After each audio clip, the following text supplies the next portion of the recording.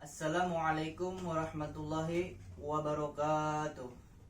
Saya Paripadu Rahman dari kelas PJKR 5F, NVM 18 10 6 3 10 70 225. Kali ini saya akan membuat video tentang hafalan pembelajaran mata kuliah manajemen organisasi dan sistem pertandingan olahraga yang diampu oleh dosen Bapak Abdul Salam, SPD, MPD. Masyarakat pada umumnya selalu berupaya untuk melakukan perbaikan untuk kesejahteraan hidupnya. Maka dari itu, kita tidak dapat pungkiri terdapat organisasi-organisasi di lingkungan kita seperti lembaga swadaya masyarakat atau LSM dan organisasi-organisasi lainnya, baik organisasi olahraga ataupun organisasi fungsional. Organisasi terbagi menjadi dua. Yang pertama itu ada organisasi bersifat tetap dan yang kedua ada organisasi bersifat sementara. Organisasi bersifat tetap yaitu organisasi yang dilaksanakan dengan kurun waktu yang cukup lama oleh sekelompok orang dan tujuan yang telah ditentukan dan diatur. Organisasi masyarakat yang memiliki kepentingan yang sama yang telah ditampung menjadi anggota bagian KONI, keanggotaan KONI, Komite Olahraga Nasional Indonesia. Di antaranya itu yang pertama ada BAPOKMI, Badan Pembina Olahraga Mahasiswa Indonesia. Yang kedua itu ada BAPOPSI, Badan Pembina Olahraga Pelajar Seluruh Indonesia. Yang ketiga itu ada SIWO, Seksi Wartawan Persatuan Olahraga Wartawan Seluruh Indonesia. Yang keempat itu ada BAPORKOPRI, yaitu Badan Pembina Olahraga Korps Pegawai Republik Indonesia. Yang kelima itu adalah BPOC. BPOC adalah Badan Pembina Olahraga Cacat. Yang keenam itu ada Persiwo, Persatuan Olahraga Wanita Seluruh Indonesia. Yang terakhir yang ketujuh itu ada VPKORI, yaitu Perhimpunan Persatuan Olahraga Kesehatan Olahraga Seluruh Indonesia. Organisasi tersebut terbagi menjadi tiga dalam keanggotaannya. Yang pertama itu ada organisasi.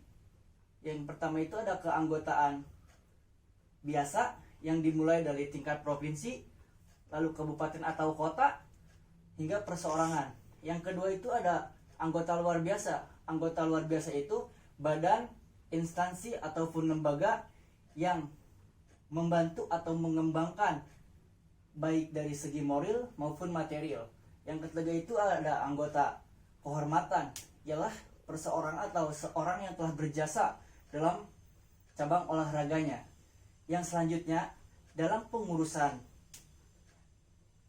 penyusunan organisasi secara umumnya, yang pertama itu ada ketua umum, yang kedua itu ada wakil ketua umum, yang ketiga itu ada ketua bidang organisasi, yang keempat itu ada ketua bidang pembinaan prestasi, yang kelima itu ada ketua dana, yang keenam itu ada sekretaris jenderal, yang ketujuh itu ada wakil sekretaris jenderal, yang kedelapan itu ada bendahara, yang kesembilan ada wakil bendahara, yang kesepuluh ada komisi teknis,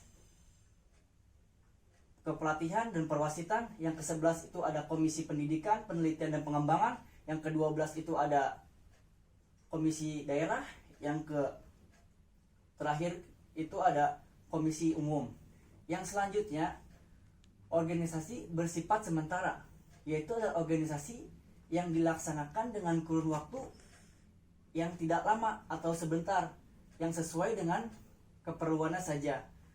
Contoh organisasi yang bersifat sementara itu adalah PON, Pekan Olahraga Nasional, yang sering diselenggarakan setiap 4 tahunan sekali. Penyelenggaraan PON berdasarkan keputusan KONI, Komite Olahraga Nasional Indonesia, yang isinya di antara lain. Yang pertama itu ada pendahuluan, yang kedua ada tujuan dan sasaran penyelenggaraan PON, yang ketiga tempat dan waktu pelaksanaan PON, yang keempat itu ada panitia besar PON, yang kelima itu ada pemanfaatan potensi masyarakat, yang keenam itu ada babak kualifikasi, yang ketujuh itu ada cabang olahraga yang dipertandingkan, yang kedelapan itu ada dasar penetapan cabang olahraga yang dipertandingkan, yang kesembilan itu ada jumlah olahraga dalam PON, yang ke-10 itu ada tema PON, yang ke-11 itu ada jumlah atlet, yang ke-12 itu ada jenis olahraga dan perlombaan, nomor perlombaan, eksibisi. Yang ke-14, yang ke-13 itu ada persyaratan khusus peserta PON. Yang terakhir yang ke-14 itu ada protes atau sanggahan terhadap atlet, peserta PON dan lain-lain sebagainya. Itu adalah ketentuan penyelenggaraan PON berdasarkan keputusan KONI, Komite Olahraga Nasional Indonesia.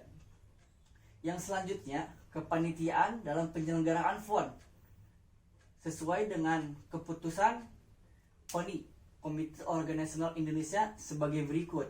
Yang pertama itu adanya ketua umum, yang kedua itu harus ada ketua pelaksana, yang ketiga itu ada ketua bidang organisasi, yang keempat ada ketua 1 yaitu bagian pertandingan, ketua 2 sebagai pelayanan, ketua 3 sebagai perwismaan, ketua 4 sebagai Afifon, ketua 5 sebagai dana. Selanjutnya ada sekretaris umum, ada wakil sekretaris umum, ada bendahara, wakil bendahara. Itulah hafalan dan pembuatan video yang saya laksanakan. Semoga bisa bermanfaat. Mohon maaf bila kurang kesalahan. Saya akhiri. Wassalamualaikum warahmatullahi wabarakatuh.